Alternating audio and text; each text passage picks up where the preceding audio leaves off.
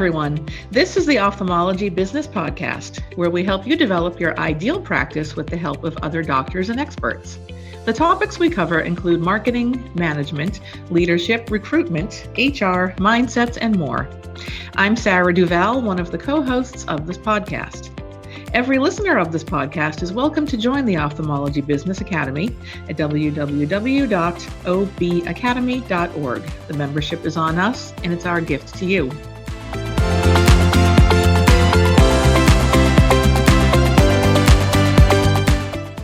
Today, I'm excited to talk with Michael Guelcher, managing partner and founder at Prism Consulting Partners, a consulting and advisory firm specializing in leadership coaching, culture, and employee development, as well as practice development and evolution planning about employee leadership coaching and development. So let's jump in. But before we get started, Mike, can you tell us a little bit about yourself? Who are you? How'd you get into eye care? Yeah, thank you for having me on, Sarah. I appreciate the opportunity. My path to eye care was a pretty direct one. I worked for a large Fortune 500 company outside of leaving college, and in that time got exposed to a lot of different people and leaders. And the path into eye care involved just some luck and fate, as it might be. Had the opportunity to chat with a couple of different people who had left my former employer. I started with GE, and they went into the healthcare space. And after 6 or 9 months there, having some conversations with people about what their experience was, and as I jokingly called, after the honeymoon phase, when they told me things were even better than they thought they would be, I felt like it was worth looking into. And through a few interviews and through some conversations, found this little company called Allergan and enjoyed a really great decade there. And that's how I got my start. Nice. All right. A little company called Allergan. Perhaps those listening have heard of them. Botox. All right. Eye care division, right? I was joking. I think it was a podcast that I was actually a guest on. I don't think it was the OB Academy, but we were joking about how when you get into eye care, you never really leave.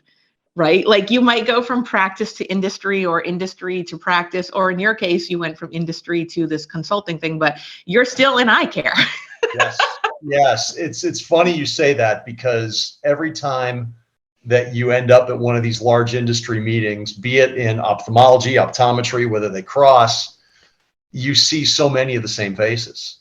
And what you start to realize very quickly is that not every industry is as fortunate to have a lot of great people that I think eye care is very fortunate to have. And I've just said to many people, my path has just been a lucky one, because I've gotten the fortune of crossing with a lot of those folks who made an entire career out of it, 3-4 decades plus, and very fortunate to call some of those people my mentors. So yeah, you're right. People get in and they want to stay. And I think there's a lot of reasons for that. Yeah, like we can recruit people in, but we don't leave. So,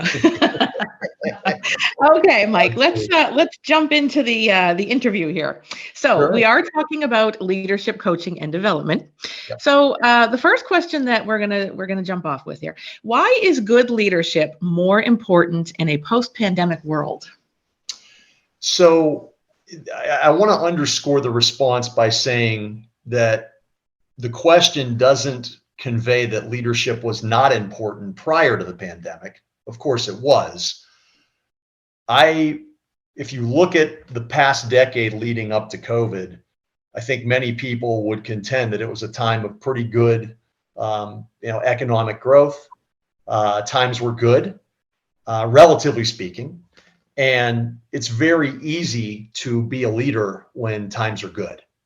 What you don't often hear about, or what we found people weren't having conversations about, is what happens when things hit the fan? What happens when crisis sets in? And what happens when a global pandemic, as an example, sets upon you? And what we found were there were answers all over the board in terms of how that crisis was handled. And perhaps, you and some of your other colleagues had similar conversations, but I think what we found through conversations is that any leader in any crisis ultimately rises or sinks to the level of their training. And we could have a discussion about training and why so much of it gets lost in a whole nother episode if that was something that was valuable. But I would say that level of training or lack of level of training is what caused such a great exposure of different organizations, companies, practices, et cetera, through the pandemic. It was the first time in some time we had ever had to really withstand a real crisis. For some people, the first time in their careers. And so I think the timing of this just accentuated the need for having leadership that can not only be there and be present in times of prosperity, but when times are a little bit tougher as well. I was actually thinking this morning as we were getting ready to come on this podcast, I feel like personally, I haven't thought too much about leadership until the last couple of years.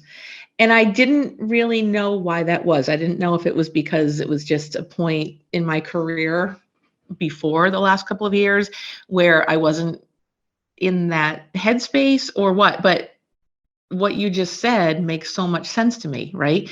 The last couple of years, we've been coming out of this pandemic. And so the timing is interesting. Maybe I didn't think about it as much before because not that I didn't have to, but for lack of a better phrase, I didn't have to because times were good. And now suddenly, you're right, it hit the fan and it's become something that I'm very, very aware of now. So that's really interesting. God, I love these podcasts. I always come out with so many like aha moments. Yeah, it's good. It's good. So, okay. So we got the leadership thing, and that is creating a culture, right? I think the cultures of the workplaces are so different now than they were in the pre-pandemic world. Yes. So why has culture become such an important factor in employee retention? Because we had the Great Resignation, right? Yeah.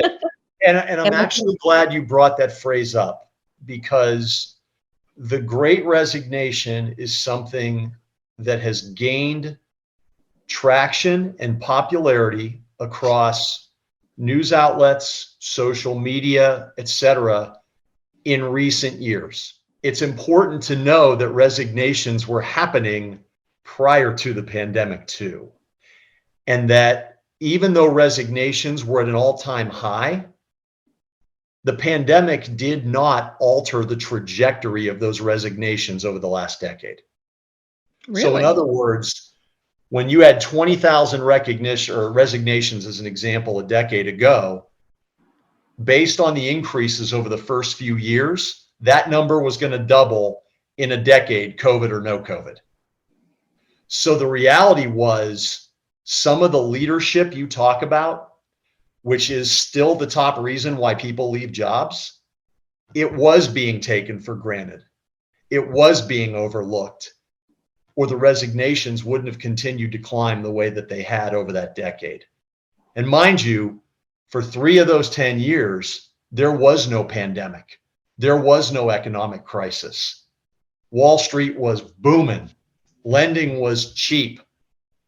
Returns were as good as they ever were in the market for a long period of time. So in that economic prosperity, there was still many variables that got lost in the employee experience. And some of those we can dive into perhaps in this conversation, but that resignation trajectory was something that was already on the climb before we were told in March of 2020 to shut the world down. So it was already on the decline. Do you think that the pandemic sped it up then? It had to have.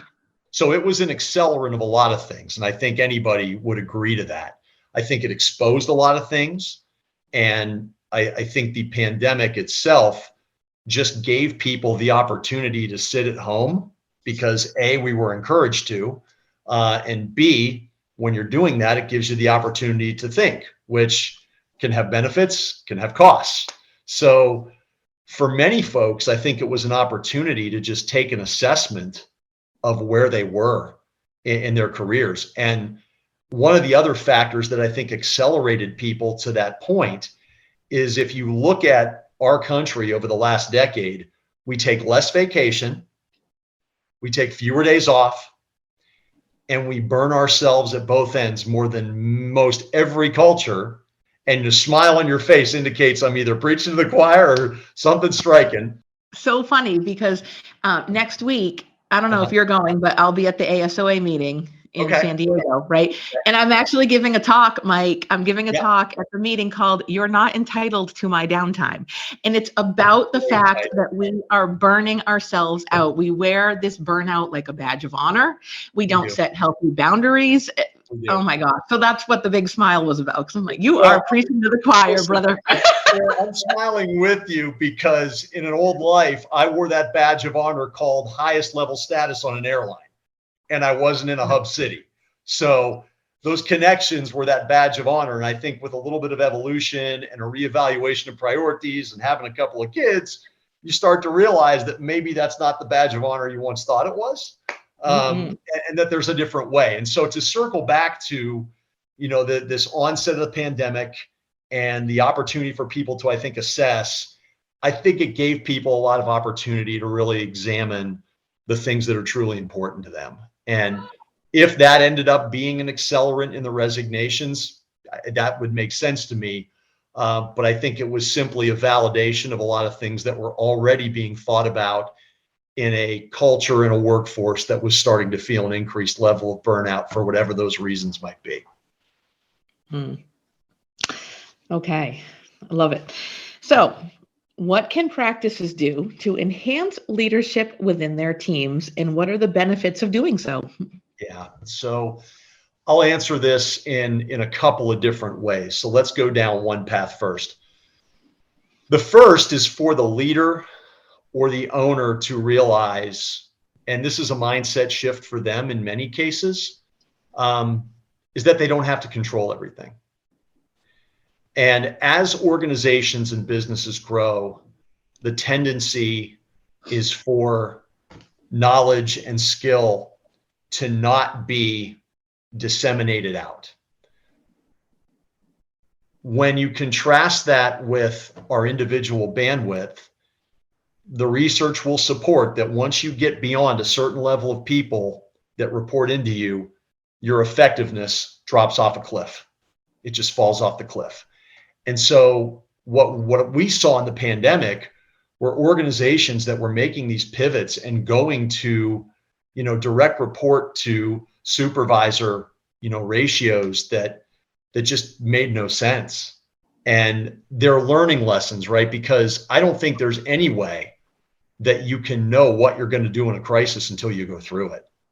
And those lessons, to me, validated a lot of things. And frankly, some of the reasons that we chose to form this company. We truly believe that decentralized leadership is the way to go. We truly believe that empowering people in the trenches is the way to go, up to the point of letting them fail. And one of the things that I don't know that every organization always courts is failure as a learning tool.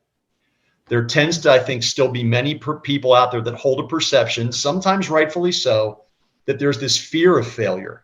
When the reality is, how am I ever going to know my limits professionally, personally, if I don't ever fail? And those opportunities that are created through leadership to say, it's okay if you fail. You know what? Learn from it and let it be the thing that propels you forward, because chances are the impact from that learning is far greater when you fail than when you work through it the first time and somebody's walking alongside you every single step of the way. You got to have what a good friend of mine calls collision learning. If you don't, you're never going to be able to take that stuff and apply it to help the person next to you or the person that follows you. I love that. So if you take that and kind of extend it out, what I described to you is a very informal way to describe what we just simply call, and I want to preface this by saying this is not a revolutionary term. It's an evolutionary term. It's a leadership development process. We are standing up a couple of different continuing education lectures around this as far as how to integrate this and how to move it through an organization. But the reality is you can take any skill, any task, any trait that if you went to a leader of a team and said, I wish my team was better equipped to, and list your top 2 or 3, whatever those might be.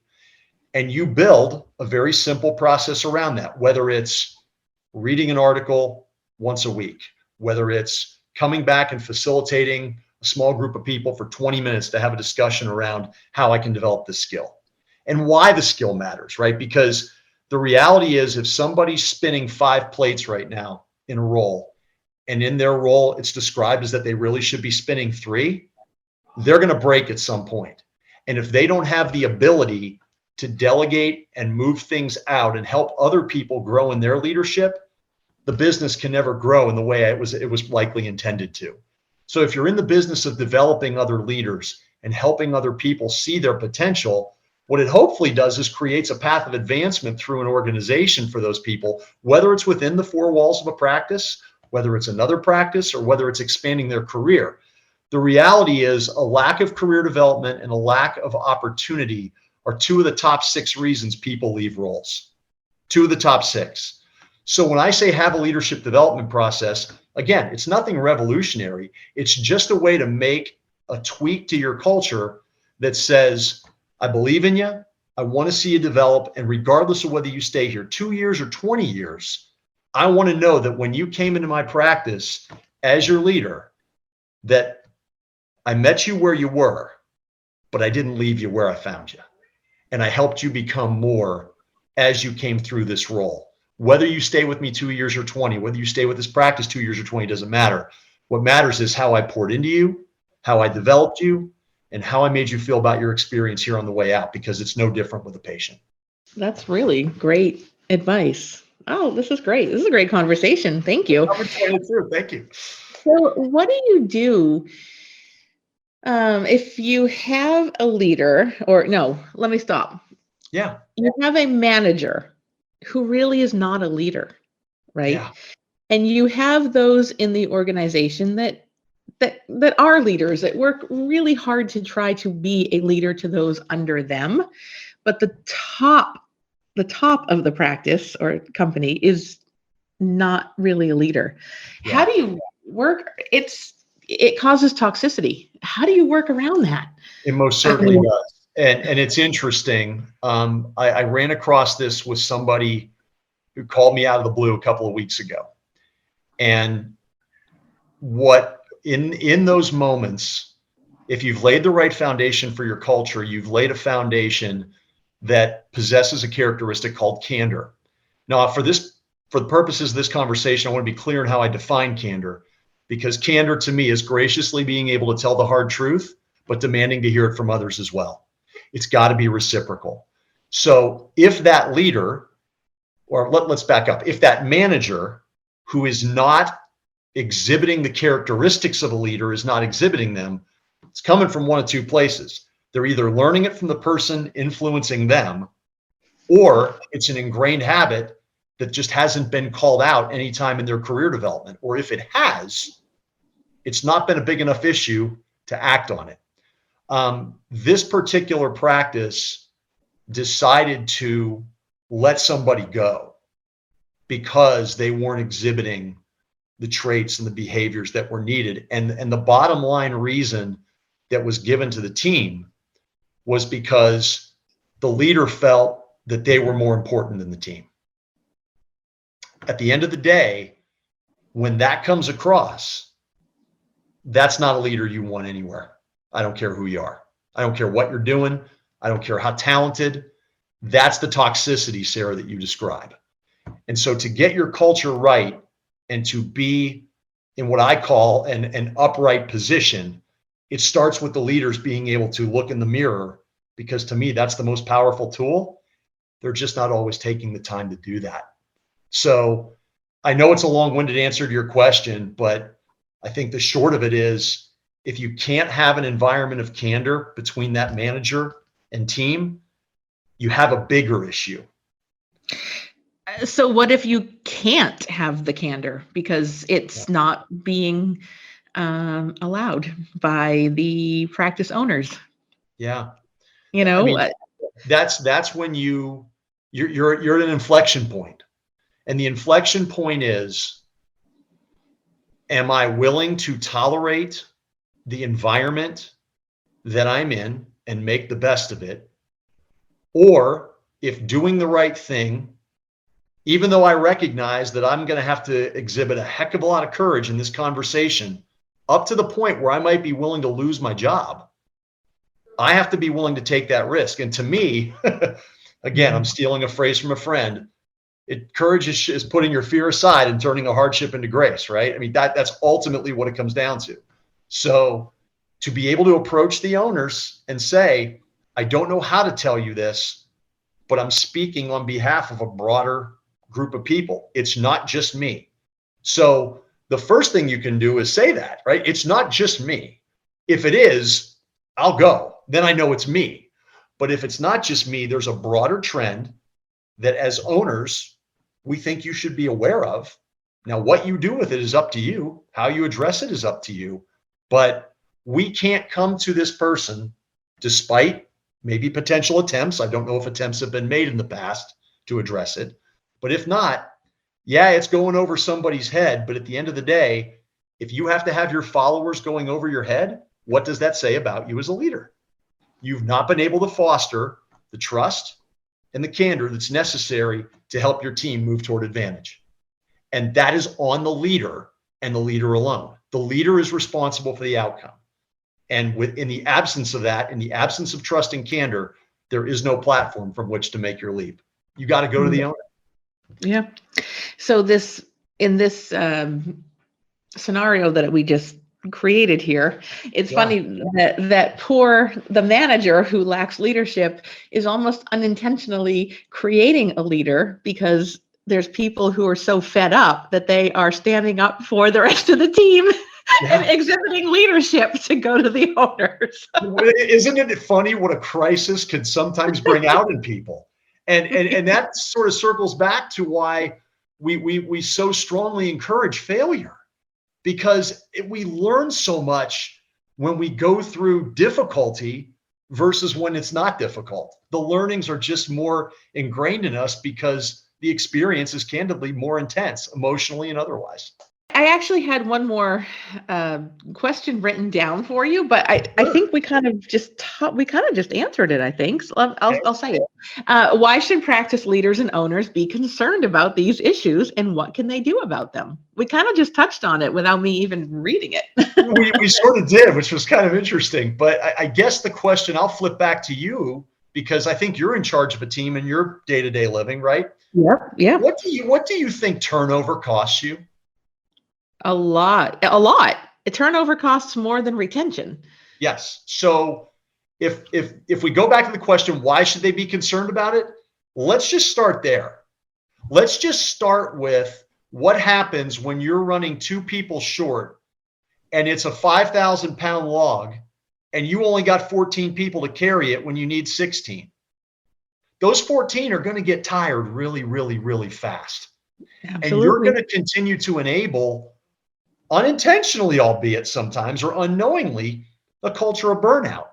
And so it is much easier for any employee to stay in a job than go find a new one. So to drive somebody to a point where they cross that threshold and say, I'm out, sorry, there's got to be some stuff going on. So to me, why should they be concerned about turnovers? Number one. Number two, reputation. Your reputation in the community is something you work very hard to maintain, elevate, build. And how you take care of your employees is becoming more and more visible in our world. Glassdoor, among other outlets to put reviews out there. And the reality is you got to ignore the outliers on each side. The middle 80% is going to tell you everything you need to know.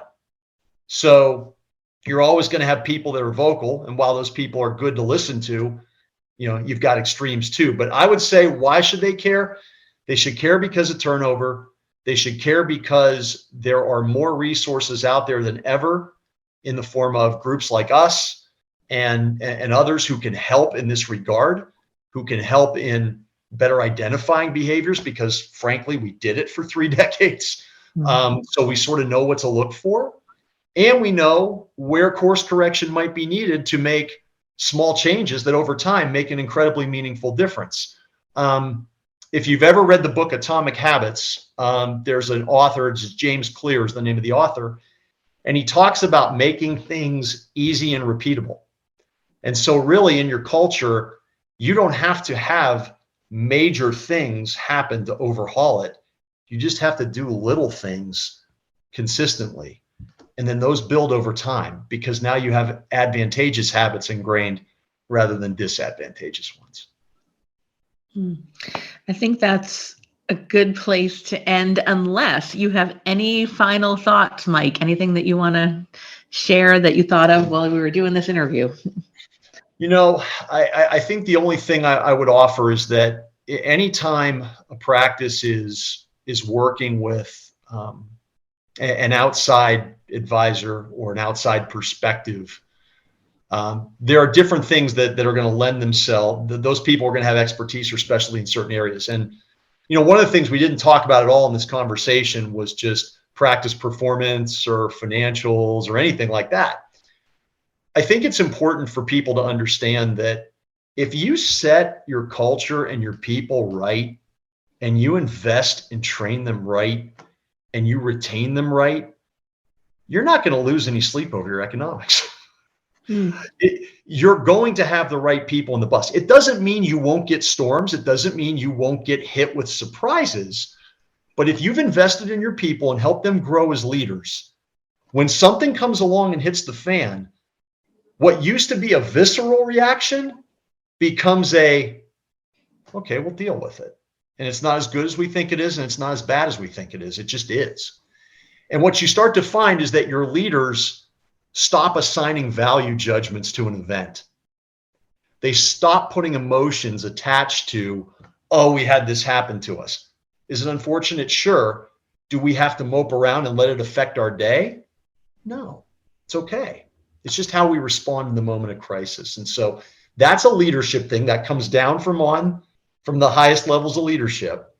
So I think it's important for those folks to know that culture matters, but it has so much more of a ripple effect.